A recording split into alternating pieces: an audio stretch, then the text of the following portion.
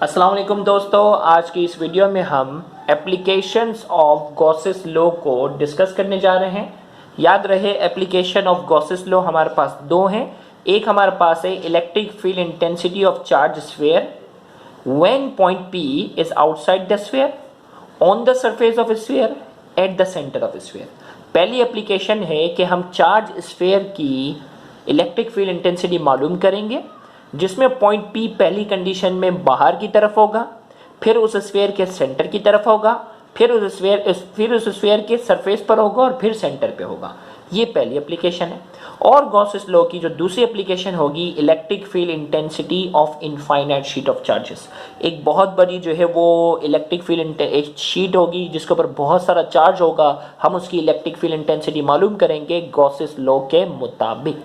तो आइए one by one हम दोनों एप्लीकेशन को जो है वो डिटेल में डिस्कस करने जा रहे हैं, उसके फॉर्मूले को ड्राइव करने जा रहे हैं। लेकिन इस लेक्चर को शुरू करने से पहले आपको बताते चले कि ये लेक्चर डॉक्टर अली असगर की तरफ से डिलीवर किया जा रहा है और ये हमारे YouTube channel Sindh board teaching पर अपलोड किया गया है। अगर आपने अब तक हमारे इस चैनल को सब्सक्राइब नहीं किया तो काइंडली आज ही आप हमारे इस चैनल को सब्सक्राइब करें और बेल आइकन को क्लिक करें ताकि हमारी अपलोड करता तमाम वीडियो की नोटिफिकेशन आपको रिसीव हो सके। तो आइए हम पहली एप्लीकेशन की शुरुआत करते हैं, electric field intensity of charge sphere. हमारे पास एक स्फीयर है जिसके ऊपर बहुत सारा चार्ज है। हम उसकी इलेक्ट्रिक फील्ड इंटेंसिटी का फॉर्मूला जो है वो क्या करने जा रहे हैं, ड्राइव करने जा रहे हैं। तो जैसा कि मैंने आपको बताया तीन कंडीशन है, when point P is outside the sphere, दूसरी कंडीशन में इसको सरफेस पर लेकर आएंगे और तीसरी कंडीशन में इसको इस स्फीयर के सेंटर में लेकर जाएंगे। तो आइए सबसे पहला ऐसा when point P is outside the sphere. अब हमारे पास एक स्फीयर है जिसके ऊपर बहुत सारा चार्ज है, प्लस प्लस प्लस करके हमने शो किया, ये बहुत सारा क्या है, चार्ज है। इसी तरीके से पहली कंडीशन में हमने कहा point P is outside the sphere. ना पॉइंट P क्या है, इस स्फीयर से बाहर है और इसका इस स्फीयर के सेंटर के मुकाबले में जो फासला है उसको हमने नाम दे दिया है R का। इस पॉइंट P का इस स्फीयर के सेंटर के मुकाबले में जो फासला है उसको मैंने क्या नाम दे दिया है, R का। अब इस P को पॉइंट को मानते हुए, अगर इसको मैं रेडियस मानते हुए एक इमेजिनरी स्फीयर ड्रॉ करूंगा ना, ये इमेजिनरी अगर मैं स्फीयर अगर ड्रॉ करूं तो ये पूरा का पूरा चार्ज क्या हो रहा है, अंदर इनक्लोज हो रहा है। ये पूरा का पूरा स्फीयर है ना, इसका सारा का सारा चार्ज क्या होता जा रहा है, इनक्लोज होता जा रहा है। तो इस पॉइंट P को मैंने रेफरेंस मानते हुए, रेडियस मानते हुए, इसके सेंटर के मुकाबले में डिस्टेंस को रेडियस मानते हुए एक इमेजिनरी स्फीयर ड्रॉ किया। अब हमें मालूम है कि पॉजिटिव चार्ज की इलेक्ट्रिक लाइन्स, इलेक्ट्रिक फील्ड की जो डायरेक्शन होती है वो आउटवर्ड होती है।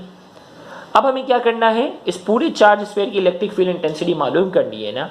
तो हमने क्या किया कि इसका छोटा सा एरिया ले लिया है जिसको हमने नाम दे दिया है डेल्टा ए का, और ये ई के मुकाबले में इलेक्ट्रिक फील्ड इंटेंसिटी के मुकाबले में क्या है, सेम डायरेक्शन में है। दोनों की डायरेक्शन क्या है, सेम है। तो फिर से रिपीट कर रहा हूं कि भाई एक चार्ज स्फीयर है, पॉइंट P बाहर है, एक इमेजिनरी स्फीयर लिया, इलेक्ट्रिक फील्ड इंटेंसिटी की डायरेक्शन पॉजिटिव के लिए हमेशा बाहर की तरफ होती है। हमने इस स्फीयर का छोटा सा एरिया लिया है, वो क्या है, डेल्टा ए, और डेल्टा ए जो है वो ई के मुकाबले में, डेल्टा ए जो है वो ई के मुकाबले में क्या है, पैरेलल है, क्या है, सेम डायरेक्शन में है। तो आइए हम क्या करते हैं, इस डायग्राम को पैराग्राफ की शक्ल में डिस्क्राइब करते हैं। हमने कहा let point P is outside the charge sphere at distance R from its centre. Point P जो है वो क्या है, पॉइंट P जो है वो बाहर की तरफ है, ओके, और सेंटर के मुकाबले में इसका जो डिस्टेंस है वो R है। Let delta A is the small area of the sphere of imaginary sphere. Let delta A is the small area of, ये काट दो, सेंटेंस पहले से ही मुकम्मल है, of imaginary sphere and its direction is parallel to electric intensity, और इसकी जो डायरेक्शन है वो इलेक्ट्रिक इंटेंसिटी के मुकाबले में क्या है, पैरेलल है। फिर हमने कहा the maximum electric flux of the small area is, हमें मालूम है इलेक्ट्रिक फ्लक्स जो होता है वो ई डॉट डेल्टा ई के बराबर है। डॉट को हटाते तो कॉस थीटा आता है, सेम डायरेक्शन है तो कॉस क्या होगा, सेम डायरेक्शन है तो कॉस जीरो, सेम डायरेक्शन है तो एंगल जीरो होगा। कॉस 0 डिग्री किसके बराबर होता है, 1 के। तो लिहाजा इलेक्ट्रिक फ्लक्स क्या होगा, मैक्सिमम, और मैक्सिमम इलेक्ट्रिक फ्लक्स का फॉर्मूला क्या आ जाएगा, फाई ई बराबर है ई डॉट डेल्टा ए। इसे मैंने इक्वेशन 1 का नाम दे दिया।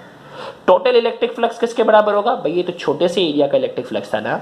टोटल इलेक्ट्रिक फ्लक्स क्या होगा, वही पिछली डेरिवेशन की तरह जितने भी छोटे छोटे एरिया हैं तमाम के सम के बराबर होगा।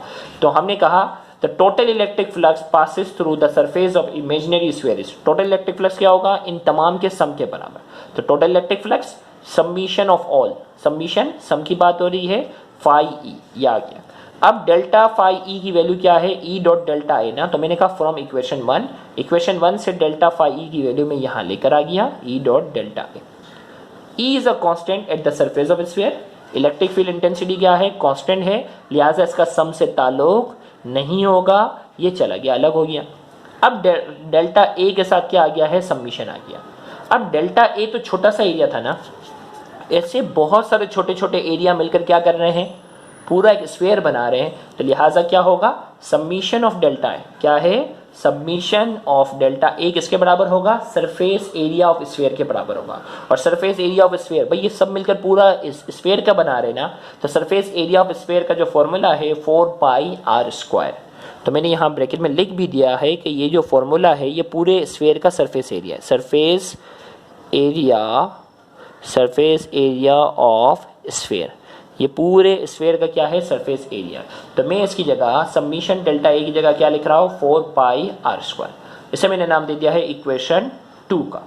तो हमने जो मालूम किया, टोटल इलेक्ट्रिक फ्लक्स जो बराबर है फाई ई बराबर है ई 4πr², इसे इक्वेशन 2 का नाम दिया। जबकि गॉसेस लॉ के मुताबिक जो टोटल इलेक्ट्रिक फ्लक्स होता है वो बराबर होता है 1/4πε0 Q इनक्लोज, ये इक्वेशन 3। तो हम क्या करते हैं, हमारी इक्वेशन 2 के मुताबिक टोटल इलेक्ट्रिक फ्लक्स इसके बराबर होगा, गॉसेस के मुताबिक टोटल इलेक्ट्रिक फ्लक्स इसके बराबर होगा, दोनों को क्या करते हैं, कंपेयर करते हैं। तो हमारी इक्वेशन जो थी उसमें जो टोटल इलेक्ट्रिक फ्लक्स बराबर था ई बराबर है 4πr² के, जबकि गॉसेस के मुताबिक टोटल इलेक्ट्रिक फ्लक्स बराबर है 1/ε0 Q इनक्लोज, ये यहाँ आ गया। अब 4π जो है गॉसेस नहीं का 4πr² यहाँ मल्टीप्लाई हो रहा है ना, भाई हम तो इलेक्ट्रिक फील्ड इंटेंसिटी की डेरिवेशन करने जा रहे हैं, तो 4πr² यहाँ मल्टीप्लाई हो रहा है, वहाँ चला गया। तो मैंने 4π को ε0 के साथ रखा, तो ये क्या हो गया, 1/4πε0 Q इनक्लोज के नीचे r² आ गया। तो ये हमारे पास फाइनल फॉर्मूला आ गया 1/4πε0 Q/r²। इनक्लोज लिखा, electric field intensity of charge sphere is same that of the charge at the surface of sphere. तो हमने कहा कि चार्ज स्फीयर की जो इलेक्ट्रिक फील्ड इंटेंसिटी का हमारे पास ये फाइनल फॉर्मूला आ चुका है। जब पॉइंट P क्या था, आउटसाइड था। पेपर में अगर सिर्फ आउटसाइड कहे तो सिर्फ ये करके आना, लेकिन अगर पेपर में कहे when point P is on the charge sphere, अब चार्ज स्फीयर पर अगर इसको लेकर आ गए ना पॉइंट P, अब हम उसकी डेरिवेशन करने जा रहे हैं। तो हमने कहा कि अब की बार पॉइंट P दूर नहीं है, एग्जैक्ट पॉइंट P को हम इसके सरफेस पर लेकर आ गए। अब भी ये सारा का सारा चार्ज क्या हो रहा है, इनक्लोज हो रहा है। पॉइंट P का सेंटर के मुकाबले में जो फासला है वो किसके बराबर है, A के, और ये A जो है वो इस चार्ज स्फीयर की रेडियस के ऑलमोस्ट बराबर है। इसकी रेडियस की क्या है, ऑलमोस्ट बराबर है।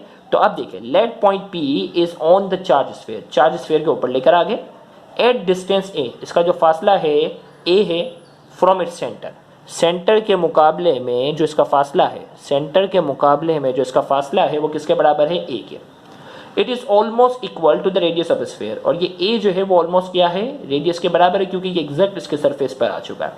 The electric field intensity of charge sphere, अभी हमने मालूम किया था electric field intensity of charge sphere का फॉर्मूला था E बराबर है 4πε0 Q/r², Q इनक्लोज था, यही अभी हमने मालूम किया था। R क्या है, A के बराबर है ना भाई, R जो है वो क्या है, R जो था ना सेंटर के मुकाबले में जो फासला था वो ऑलमोस्ट क्या था, A के बराबर है। अब ये क्या हो गया, E बराबर है 1/4πε0 Q इनक्लोज ओवर A²। यहाँ तक हम पहुँच गए। अब मैं क्या करता हूँ, थोड़ा सा इसको अरेंज कर देता हूँ, देखो ये कंफ्यूज ना हो, इसको मैं काटा हूँ। 4π को A² के साथ रख दिया है, 1/ε0 को अलग रखा है। देखो भाई E हो गया 1/4πε0 Q इनक्लोज अपॉन 4πA²। अब ये 4πA² जो है वो किसके बराबर बन जाता है, एरिया के, क्योंकि A जो था ना ऑलमोस्ट रेडियस के बराबर था। क्या था भाई, A जो था वो ऑलमोस्ट किसके बराबर था, रेडियस के बराबर था ना, स्फीयर की अपनी रेडियस के बराबर था। तो 4πA² जो है इस स्फीयर के क्या बन गया, सरफेस एरिया के बराबर बन गया। तो मैंने यहाँ इसकी जगह क्या लिख दिया, A। अब Q इनक्लोज, गौर से सुनिएगा, Q इनक्लोज अपॉन A, ये क्या बन जाता है, सरफेस डेंसिटी बन जाता है। भाई ये Q इनक्लोज है और अपॉन क्या है, एरिया, अपॉन क्या है, एरिया। तो ये बराबर होता है सिग्मा, ये जो लिखा है ना सिग्मा, ये सिंबल है फाई, ये सिग्मा ये सिंबल है, सिग्मा बराबर है Q/A। और ये सिग्मा जो है ना ये कहलाता है सरफेस डेंसिटी, सरफेस डेंसिटी। और सरफेस डेंसिटी का फॉर्मूला क्या होता है? Charge upon area. ये सरफेस डेंसिटी बन गया, सरफेस डेंसिटी। तो मैंने इस Q/A की जगह सिग्मा लिखा और ये 1/ε0 से मल्टीप्लाई हुआ, तो फाइनल फॉर्मूला हमारे पास आ जाता है E बराबर है σ/ε0। याद रहे सिग्मा, देखो इन्होंने तो ऐसा बनाया ना, आप अच्छा सा सिंबल ये बनाइएगा, देखो ये स्ट्रेट लाइन नो और डाउन, दिस इज सिग्मा, ये सिंबल है। तो हमने कहा कि σ/ε0 जो है हमारे पास क्या है, इसका फाइनल फॉर्मूला है जब पॉइंट P को सरफेस पे लाता है। जबकि तीसरा हिस्सा है कि पॉइंट P को गॉसेस नहीं का, पॉइंट P को हम क्या करते हैं, सेंटर ऑफ स्फीयर में लेकर आ रहे हैं। पॉइंट P को अब की बार हम क्या कर रहे हैं, पॉइंट P को सेंटर पे ला रहे हैं। When point P is inside the sphere, sphere के अंदर आ गया, तो हमने कहा let point P is inside the charge sphere where it encloses no charge. भाई गॉसेस के मुताबिक चार्ज का इनक्लोज अंदर होना जरूरी है, जबकि ये तो खुद अंदर है। अगर पॉइंट P खुद अंदर है तो सारा का सारा चार्ज कहाँ चला गया, बाहर चला गया। भाई सारा का सारा चार्ज जो है वो कहाँ जा चुका है, बाहर जा चुका है। तो हमने कहा let point P is inside the charge sphere, point P अब इनसाइड है ना, where it encloses no charge, जहां जो है कोई चार्ज इनक्लोज ही नहीं हुआ, सारा का सारा चार्ज बाहर है। जबकि गॉसेस के मुताबिक चार्ज का अंदर होना क्या था, जरूरी था। तो लिहाजा यहाँ इनक्लोज चार्ज की वैल्यू क्या होगी, 0 होगी, क्योंकि ये सारा का सारा चार्ज कहाँ है, बाहर है। पॉइंट P खुद अंदर चला गया। तो हमने कहा electric field intensity of charge sphere is, ये फॉर्मूला था, E बराबर है 1/4πε0 Q enclose over R square. जबकि यहाँ Q इनक्लोज की वैल्यू क्या है, 0, क्योंकि ये सारा का सारा चार्ज बाहर है, चार्ज इनक्लोज तो है ही नहीं। तो Q इनक्लोज किसके बराबर हो गया, 0 के। पुटिंग इन इक्वेशन 1 में हमने रखा और 0 से मल्टीप्लाई होकर पूरी वैल्यू क्या हो गई, 0 हो गई। तो हमने कहा electric field intensity inside the charge sphere is 0। Electric field intensity जो है वो चार्ज स्फीयर के इनसाइड जो है वो क्या है, 0 के बराबर है। तो यहाँ जाकर गॉसेस लॉ की पहली एप्लीकेशन जो है वो मुकम्मल हुई, जो कि पेपर के लिहाज से काफ़ी इंपॉर्टेंट है। अगर आपको ये लेक्चर समझ में आया, पसंद आया, तो इस लेक्चर को ज़्यादा से ज़्यादा शेयर करके अपना हक अदा करें। याद रहे बहुत से ऐसे स्टूडेंट हैं जो गवर्नमेंट कॉलेजेस के बाद एक्सपेंसिव कोचिंग सेंटर को अफोर्ड करने की सलाहियत नहीं रखते, तो आपकी ये वीडियो शेयर करना आपके लिए ये सदका जारिया बन सकता है। Thank you very much. अल्लाह हाफिज़।